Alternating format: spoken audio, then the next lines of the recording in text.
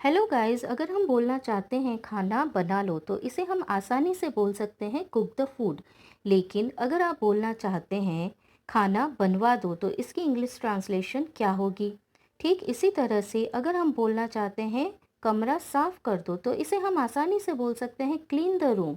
लेकिन अगर आप बोलना चाहते हैं कमरा साफ करवा दो तो हम सोच में पड़ जाते हैं कि इसकी इंग्लिश ट्रांसलेशन क्या होगी। फ्रेंड्स, अगर आप बोलना चाहते हैं बाल काट लो तो हम इसे इंग्लिश में बोलते हैं कट द हेयर। लेकिन अगर आपको बोलना है बाल कटवा लो तो हम कंफ्यूज हो जाते हैं कि इसे हम इंग्लिश में क्या बोलेंगे। इसी तरह से अगर आपको बोलना है घर पेंट कर दो तो आप इजीली बोलते हैं पेंट द हाउस। लेकिन अगर आपको बोलना है घर पेंट करवा दो तो फ्रेंड्स काफ़ी लोग अटक जाते हैं कि इसे हम इंग्लिश में क्या बोलेंगे। तो फ्रेंड्स देखिए, यहाँ पे मैंने दो तरह के सेंटेंसेस आपको दिए हैं। इन दोनों ही सेंटेंसेस में क्या डिफरेंस है और इनको इंग्लिश में हम कैसे ट्रांसलेट करेंगे, तो आज के वीडियो में हम सीखेंगे। तो welcome back to my channel, और बिना देरी किए चलिए शुरू करते हैं और सीखते हैं कि इनको हम इंग्लिश में कैसे ट्रांसलेट करेंगे। तो फ्रेंड्स, इन दोनों ही सेंटेंसेस को मैंने दो कैटेगरी में डिवाइड किया है। फर्स्ट है काम कर लो और दूसरी है काम करवा लो। तो फ्रेंड्स, जो फर्स्ट कैटेगरी है काम कर लो, उन उसमें कुछ इस तरह के सेंटेंसेस आते हैं, जैसे बाल काट लो, होमवर्क चेक कर लो, कंप्यूटर ठीक कर दो, कमरा साफ कर दो, पत्र लिख दो। और जो सेकंड कैटेगरी है काम करवा लो, उसमें कुछ इस तरह के सेंटेंसेस आते हैं, जैसे बाल कटवा लो, होमवर्क चेक करवा लो, कंप्यूटर ठीक करवा दो, कमरा साफ करवा दो, पत्र लिखवा दो। तो फ्रेंड्स, जो फर्स्ट कैटेगरी है काम कर लो, ये जो सारे सेंटेंसेस है ये इम्पेरेटिव सेंटेंसेस कहलाते हैं। इम्पेरेटिव सेंटेंसेस वो होते हैं जिसमें हम किसी को एडवाइस, ऑर्डर या इंस्ट्रक्शन दे रहे हैं। मतलब कि हम जिससे भी काम करने के लिए कह रहे हैं, हम चाहते हैं कि वो ये काम करे, वो खुद ही ये काम करे। मतलब जिसे हम काम करने को कह रहे हैं हम उससे ही काम करवाना चाहते हैं। लेकिन जो सेकंड कैटेगरी है फ्रेंड्स, उसमें जिसे हम काम करने के लिए कह रहे हैं हम उससे काम करवाना नहीं चाहते हैं, हम उसे बोल के किसी और से, किसी दूसरे से काम करवाना चाहते हैं। जैसे जैसे फ्रेंड्स देखिए, मैंने आपको कहा कमरा साफ कर दो, तो मैं चाहती हूँ कि आप कमरा साफ कर दो। लेकिन जो दूसरी कैटेगरी है कमरा साफ करवा दो, तो फ्रेंड्स मैं आपसे कह रही हूँ लेकिन मैं नहीं चाहती कि आप कमरा साफ करें, मैं चाहती हूँ कि आप किसी और से कमरा साफ करवाएं।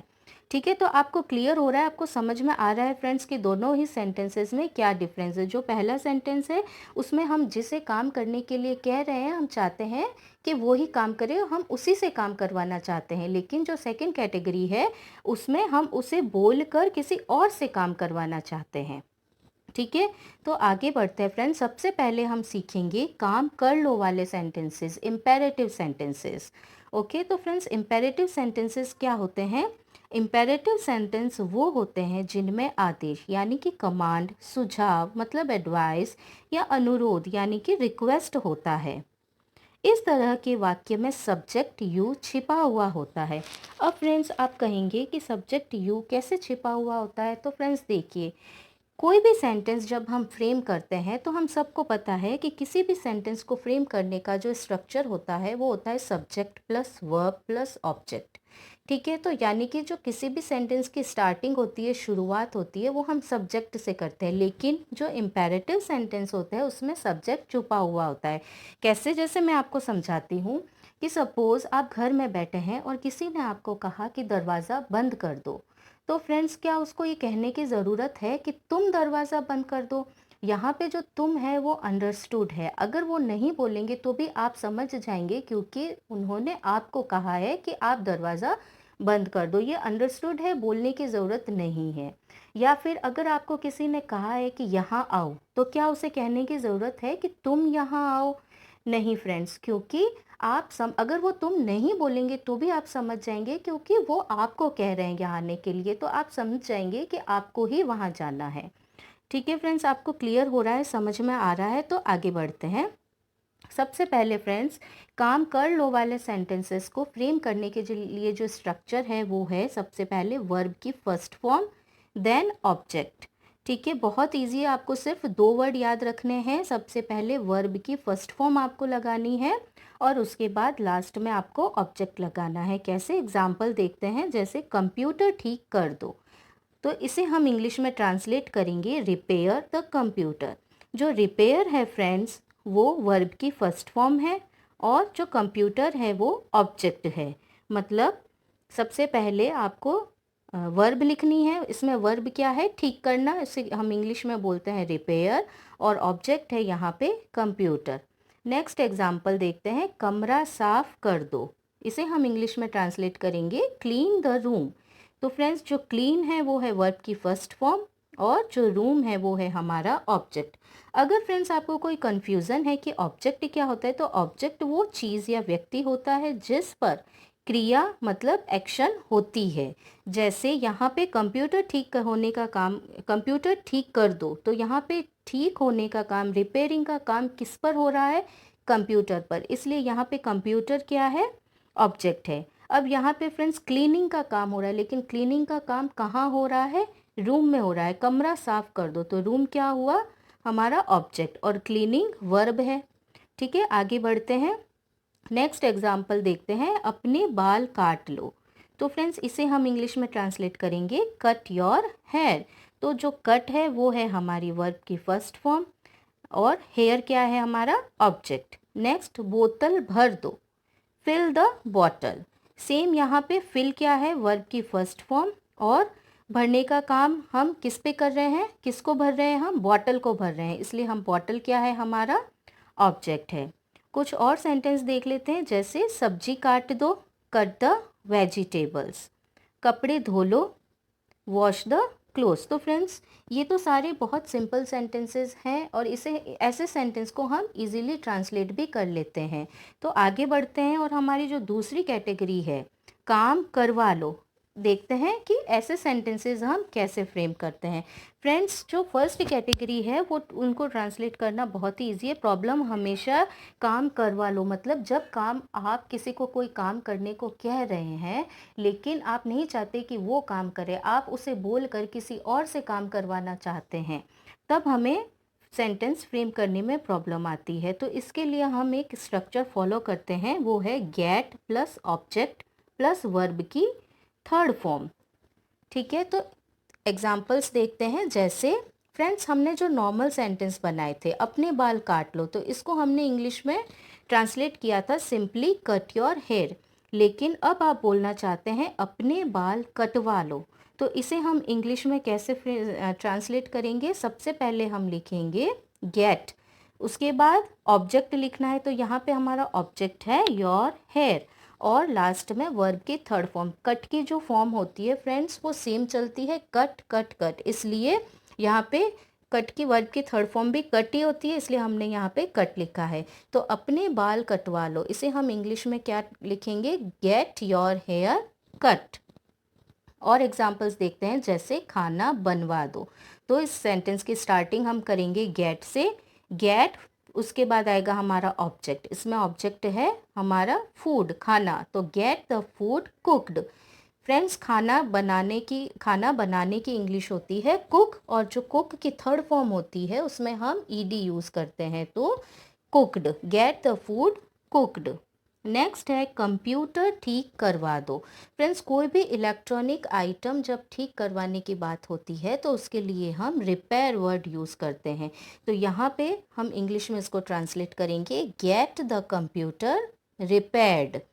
रिपेयर की थर्ड फॉर्म होती है रिपेयर्ड, ठीक है, और कंप्यूटर क्या है, हमारा ऑब्जेक्ट, और आगे हमको गेट यूज़ करना है, तो get the computer repaired.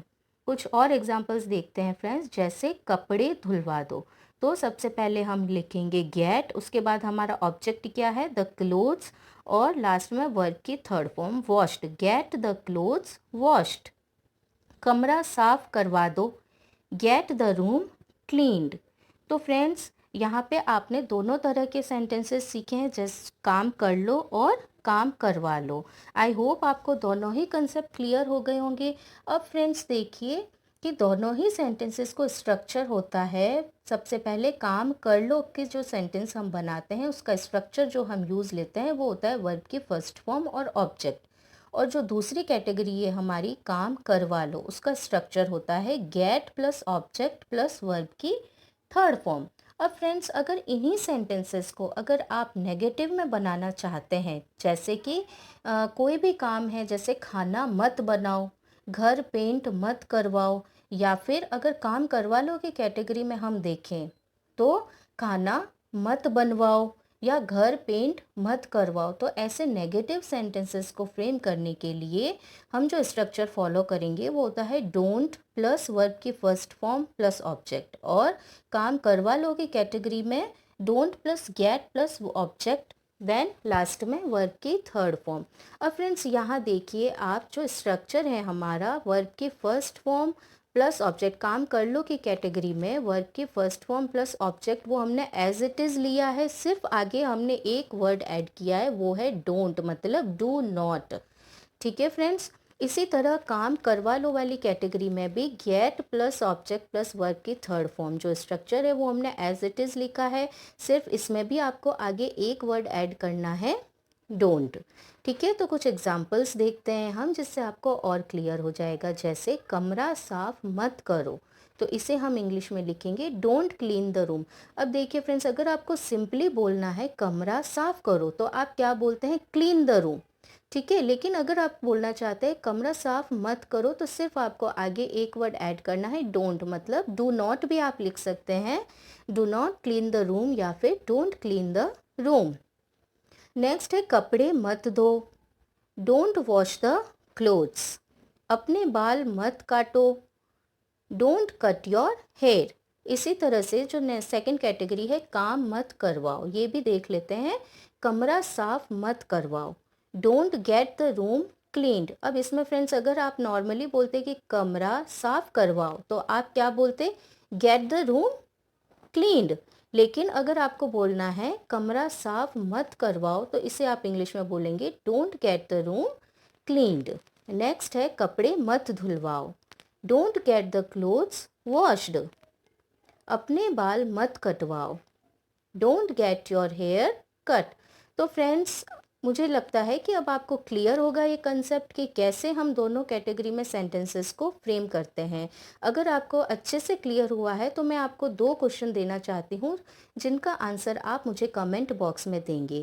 Friends, जो पहली कैटेगरी है काम कर लो, वो बहुत इजी है और उसमें हमको कोई प्रॉब्लम नहीं आती, इसलिए उसका सेंटेंस मैंने आपको नहीं दिया है। जो नेक्स्ट से कैटेगरी है वो मैंने आपको ट्रांसलेट करने के लिए दी है।